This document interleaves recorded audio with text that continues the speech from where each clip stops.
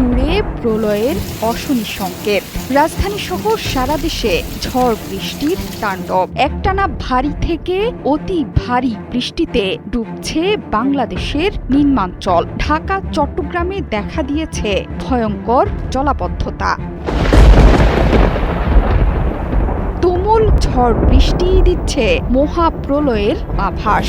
মঙ্গলবার থেকে ভারী থেকে অতি ভারী বৃষ্টির থাবায় পড়েছে সারা দেশ। তুমুল জলাবদ্ধতা আর বৃষ্টিতে বিপর্যস্ত জনজীবন। ডুবে গেছে একরের পর একর ফসলি জমি, বিস্তীর্ণ জনপদ। ডুবতে শুরু করেছে দেশের 5 জেলা। মৌলভীবাজার এবং নেত্রকোনায় শুরু হয়েছে প্লাবন। সুনামগঞ্জে গত 24 ঘন্টায় প্রায় সব নদ নদীর পানি বেড়েছে। দ্রুতই তলিয়ে যাচ্ছে হাওর অঞ্চলের ফসল। হুড়মুড়িয়ে বাড়ছে সুরমা, কুশিয়ারা, নলজুর, পাটলাই, জাদুকাটা, খাসিয়ামারা, বোলাই সহ সব নদ নদীর পানি।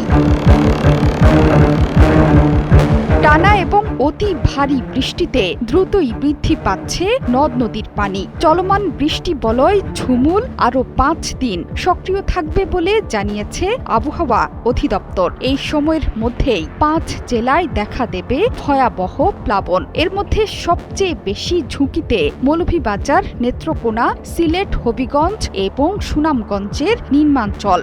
এর মধ্যেই প্লাবিত হয়েছে মৌলভীবাজার, নেত্রকোনা এবং সুনামগঞ্জের নিম্নাঞ্চল। ভাঙছে একের পর এক বাঁধ। মঙ্গলবারই 96 ঘন্টায় দেশের 8 বিভাগের বিভিন্ন স্থানে ভারী থেকে অতি ভারী বৃষ্টির পূর্বাভাস দেয় আবহাওয়া অধিদপ্তর। সংস্থাটি বলছে 24 ঘন্টায় দেশে সর্বোচ্চ বৃষ্টি হয়েছে কিশোরগঞ্জের নিকলিতে 161 মিলিমিটার। এছাড়া ভোলায় বৃষ্টি হয়েছে 151 মিলিমিটার আর ফেনীতে 148 মিলিমিটার। আগামী 4 মে পর্যন্ত থাকবে তুমুল ঝড় বৃষ্টি। দেশের ভুগাই, কংস, মনু, সোমেশ্বরী এবং মগরা নদীর পানিও বিপদসীমার ওপরে। এর মধ্যে মনু বাদে 3 নদী নেত্রকোনার ওপর দিয়ে প্রবাহিত হচ্ছে। এর বাইরে 1 থেকে 1.5 মিটার পর্যন্ত বৃদ্ধি পেয়েছে সুরমা এবং কুশিয়ারা নদীর পানি।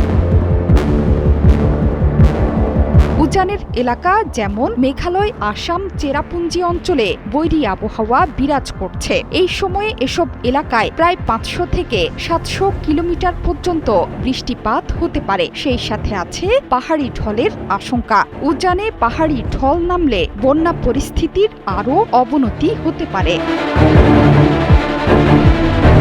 তুমুল বৃষ্টিতে বিপদে হাওর অঞ্চলের কৃষকরা। ডুবে যাচ্ছে একরের পর একর ফসলি জমি। পাশাপাশি কালবৈশাখী ঝড়ে বজ্রপাতে বাড়ছে প্রাণহানির সংখ্যাও। বজ্রপাতে নিহতের মধ্যে বেশিরভাগই কৃষক। বিশেষজ্ঞরা বলছেন, এমন প্রাণঘাতী বজ্রপাত বৃদ্ধির কারণ বন উজাড় করা। বজ্রপাত রোধী উঁচু গাছগুলো আজ বিলুপ্তির পথে। জোহরা চৌধুরী সেতু, 71।